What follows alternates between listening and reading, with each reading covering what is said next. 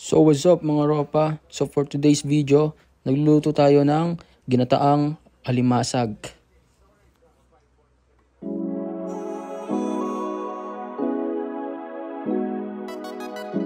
So unang-una, bumili ako ng nyog, isang nyog. Tapos syempre nilagay ko dyan sa bowl. Tapos nilagyan ko ng 1 cup of water, nilagyan ko. And then syempre ilamas-lamas para mas lumabas yung gata. So, recommend ko lang sa inyo, no, mas maganda kung bibili kayo ng ganyan, yung hindi pa mismo sa machine. Mas maganda yung mano-mano para mas fresh. Pero pwede rin yung mama coco. Coco mama. So, at syempre, habang pinipiga natin yung mismong nyog para lumabas yung gata, isa-set aside natin yan sa another bowl para ayun yung gagamitin natin mamaya para sa pangalawang pagpiga ng nyog. So yung unang-unang pagpiga ng nyog o yung mismong gata, ayun yung gagamitin natin mamaya para sa panghuling paglagay sa ginataang crab or alimasag.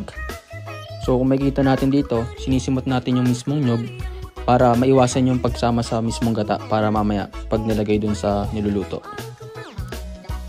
Nga pala, kumuha nga pala ako dito ng strainer para maubos yung mga nyog na natitira mismo sa gata. Kung makikita nyo dyan, may mga itim-itim dyan sa mismong nyog. Huwag nyo isasama yon para hindi mga itim yung mismong gata. So yun, piga-piga lang tayo. Piga lang, mekos-mekos.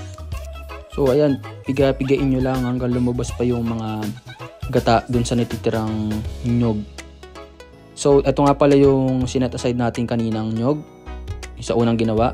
Tapos, lalagyan natin ng 2 cup of water para mas simot yung mismong gata niya para mas lumabas pa. So, ayan, tamang tayo.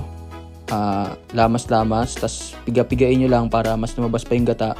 Tapos, puputiyan ng kusa. Then, once na alam nyo na mekos-mekos na or na nalamas nyo na ng gusto, at iset aside nyo na rin yan at piga-pigain nyo lang. Tapos, yung sinet aside nyo na nyog, itatapon na yun mamaya para malinis na. So, ito yung unang ilalagay natin na gata para mamaya pag nagluto na sa mismong crab or alimasag. So, ayan. Naglatag na pala ako dito ng chopping board. Nagawa tayo ng sibuyas. Siyempre, chop muna tayo dito, mga ropa, no? Then, isusunod natin yung luya. Then, hiwa-hiwain nyo lang. Siyempre, babalatan nyo muna bago nyo hiwain, ha. At isusunod natin yung kamatis para mabasa-basa yan mamaya. So, hiwa-hiwain nyo lang. Huwag yung sobrang liliit.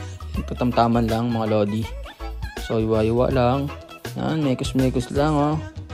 Then, yun na. Tapos na.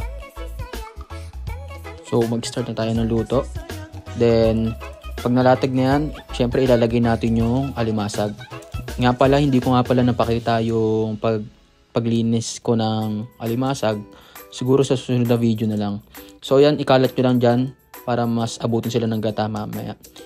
Then, ilalagay nyo yung sibuyas. Syempre, susunod dyan yung luya.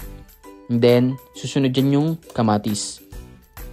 Kalat nyo lang mga lodi para lumabas yung aroma niya. Para lahat kalat-kalat. Pero nasa sa inyo yan mga lodi kung paano nyo diskarte. So dito nag-add tayo ng isang siling green. And then fish sauce. Nag-add tayo ng 2 tablespoon of fish sauce. So yun na, nabubulol na ako. So nag-add tayo ng 2 plastic of pepper. And then ito yung huling ginawa natin kanina sa gata. Yung huling-huli. So ayan, strainer natin siya. So ilagay nyo ng maayos or ikalat nyo. Huwag nyo isasama yan, no? Kung makikita nyo dyan sa video, may parang itim na dun mismo sa gata. Hindi isasama yan. And then pakuluan at least 10 to 12 minutes. So pag kumulo na, linisin nyo lang yun sa gilid. Halu-haluin nyo lang ayun yung mga katas ng mismong sa gata eh. Hindi dyan mismo yung mga lasa nyan. Kaya tanggalin nyo, isama nyo dun mismo sa mga crab. And then, syempre, after nan, mag-a-add tayo dito ng pinagbabawal na magic. So, ayan, ikalat nyo lang, paikutin nyo lang, ubusin nyo yung isang buong magic. So after nyan, syempre hahalu-haluin nyo, basa-basain nyo yung mga pinaglagyan mismo ng magic. Yan, mekos nyo lang mga lods hanggang sa matunaw yung mismong magic na lagay natin. Pakuluin at least 4 to 5 minutes. Then after kumulo, syempre mag-add tayo dito ng unang gata na ginawa natin kanina. So ayan, ikalat nyo lang yung mismong gata dun sa crab. Then wag nyo isasama nga pala yung mga itim-itim. So after nyan, ihalu-haluin nyo lang, ilagay yung mga gata doon, kalat-kalat nyo sa crab mismo para yung lasa nyan kumalat pa mismo. Then syempre mekos lang natin mga lods. Yan, mekos lang. Kung ano yung ginawa natin kanina, ganun din yung gagawin ulit natin ngayon. Syempre after natin maghalo, pakuluan at least 10 minutes or 11 minutes. So ayan na, pag kumulo na, ayan na yun. Ayan na yung finished product natin na ginataang alimasag. Ayan o, ang sarap niyan mga lodi. Talagang mapapakain ka ng marami. Talaga naman. Sheesh. So ayun, tanggalin nyo lang yung mga ibang gata dun sa gilid ng kawali kasi nandyan yung lasa mismo eh.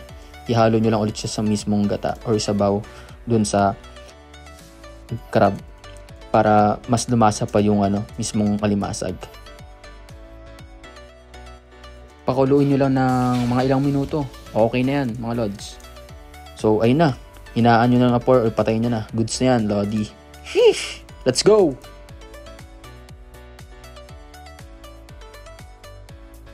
Ito na nga pala yung finished product natin mga lodi.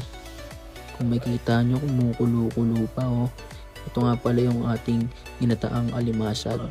So ngayon, plating na tayo dito guys. Makikita nyo naman oh, kung paano natin nilalagay yan sa plato. Napaka-solid nyan mga lods. Sobrang laki ng alimasag oh. Talagang makakarami tayo ng kain dyan mga lodi. Tignan nyo naman mga sabaw niya, no? Let's go! Sheesh!